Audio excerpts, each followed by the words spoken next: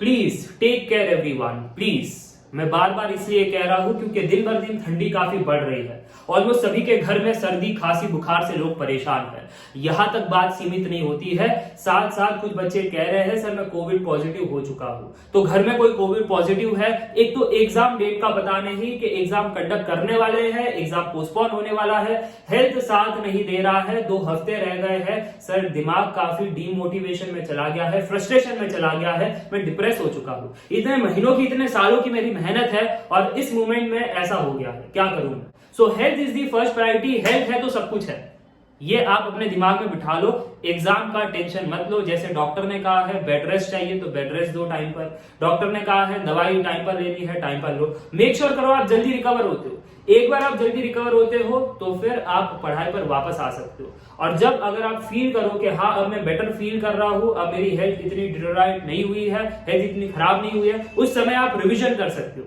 कुछ नहीं तो रिविजन तो कर ही सकते हो यार, दिन में कुछ घंटे निकाल लो रिवीजन के लिए और बाकी टेंशन छोड़ दो। नहीं पर सर जी दिमाग में रहता है ये छूट गया, ये करना है, टेस्ट देना है, ये देना है, वो देना है। अगर ऐसे करोगे तो हेल्थ भी खराब होगी, प्रिपरेशन भी ढंग से नहीं होगी, फ्रस्ट्रेटेड भी रहोगे और लास्ट में कुछ रिजल्ट भी नहीं आएगा। ये मैं 2021 एस्पिरेंट के बच्चों के एक्सपीरियंस से बता रहा हूं, उनके साथ भी ऐसा हुआ था। कोविड पॉजिटिव हो गए थे कुछ लोगों का हेडेक हो रहा था, कुछ लोगों का बैक पेन था, कुछ लोगों के आंखों से पानी आ रहे थे, कुछ लोगों के ब्रेन के क्लस्टर्स में प्रॉब्लम हो रहा था, फोकस नहीं कर पा रहे हैं क्योंकि बार बार स्क्रीन को देख करके ब्रेन में इश्यू हो रहा है, जिसकी वजह से आंख भी फड़फड़ा रही थी उनकी।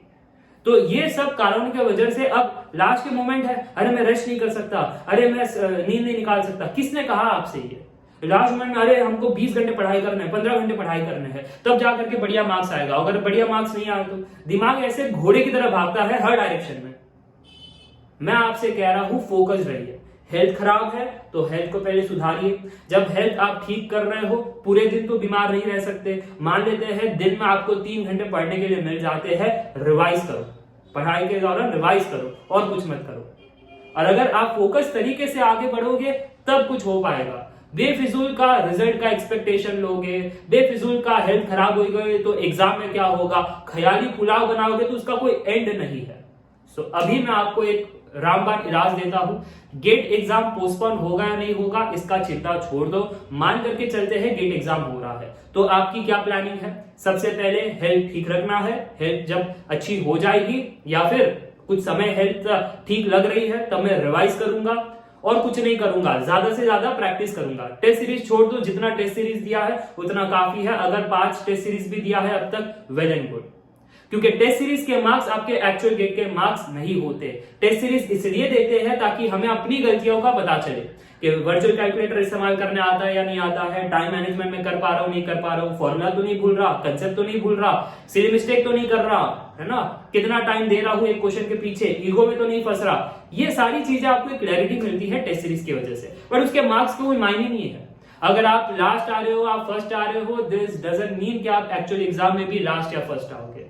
एक्चुअल एग्जाम में जो पेपर की डिफिकल्टी होगी वहां पर लोग कैसे परफॉर्म करेंगे। अगर पेपर इजी हो गया तो क्या आप एरोगेंस में आ जाओगे और हड़बड़ी में गलती करोगे, या आप संभाल करके आगे बढ़ोगे, दैट विल डिसाइड। ओके, सो अभी इस मोमेंट में आपको हेल्थ पर फोकस करना है क्योंकि हेल्थ है तो सब कुछ है। अगर करियर में एक्सेल भी कर लिया बट अगर आप बीमारी से जूझ रहे हो तो आप सक्सेसफुल नहीं हो। अगर बहुत पैसे हैं बैंक में बट अगर रिलेशनशिप खराब है तब भी आप सक्सेसफुल नहीं हो। जब health, wealth, family, love, happiness ये 5 चीजें होगी तब आप सक्सेसफुल बनोगे। इस चीज का ख्याल रखना और ओवर थिंकिंग मत करना, ठीक है। So that was the final message from Shrenik sir. और ऐसे ही पढ़ाई करते रहो और अगर हेल्थ खराब है तो फिर रेस्ट निकालो एंड आई होप कि आप जल्दी से जल्दी ठीक हो जाते हो। अपनी take care, bye bye for now.